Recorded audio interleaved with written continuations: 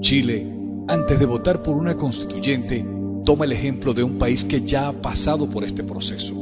Aprende del ejemplo de Venezuela.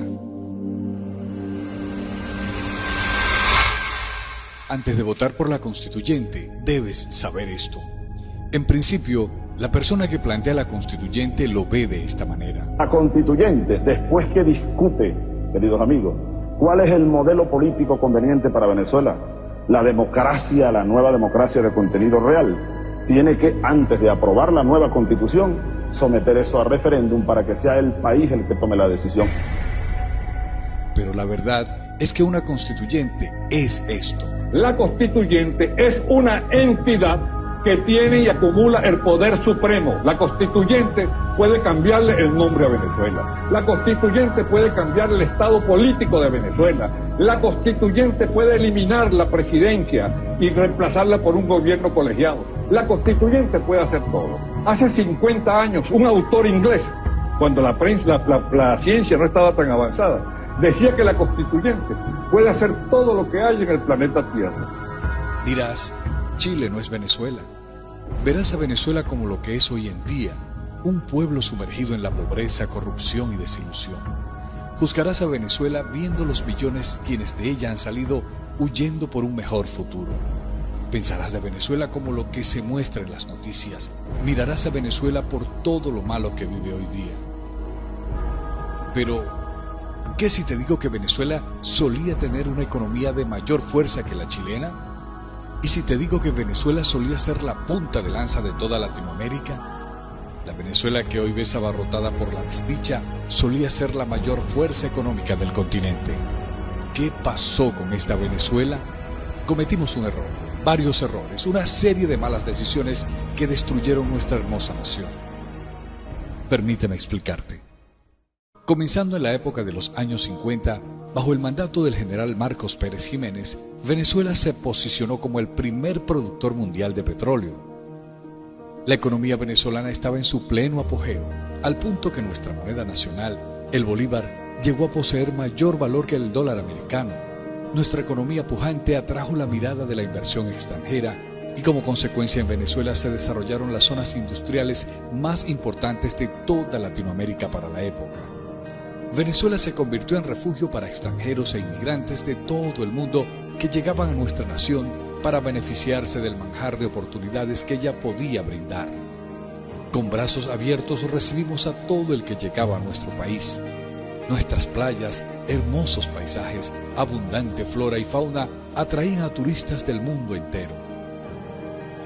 Teníamos el desarrollo industrial, infraestructural y tecnológico más avanzado de nuestro continente. Éramos una potencia, éramos un país donde todos querían vivir, pero llegamos a un punto de quiebre. Nuestra dependencia del petróleo pasó de ser nuestra mayor fuerza a una debilidad creciente. Con la caída del precio del petróleo, nuestra economía se volvió inestable. El bolívar se devaluó y nuestro país gemía. Para los 80, protestas y manifestaciones abundaban en las calles, gobierno tras gobierno. Presidente tras presidente decepcionaban a nuestro pueblo. Aumentó la corrupción. Cada día se podía notar más el descontento del venezolano. Hasta que en 1992 apareció un personaje que cambiaría la historia de Venezuela para peor. Su nombre, Hugo Chávez. Un golpe de Estado fue su entrada al escenario cuando en 1992 intentó derrocar al entonces presidente Carlos Andrés Pérez. Chávez enamoró al pueblo de Venezuela con un mensaje que hablaba directo al dolor venezolano. Se aprovechó de la desilusión y baja autoestima de un pueblo que había llegado a ser potencia mundial y que ahora sufre. Su mensaje socialista y revolucionario resonaba en la nación. En 1999, el pueblo de Venezuela eligió a Chávez como presidente. Teníamos grandes esperanzas, pero pronto aprendimos que esta decisión sería la peor que se ha tomado en la historia de Venezuela. En el mismo año 99, aprobó una constituyente que cambiaría nuestra constitución y con ella nuestra nación. Nos dijeron que una constituyente le devolvería la fuerza a Venezuela.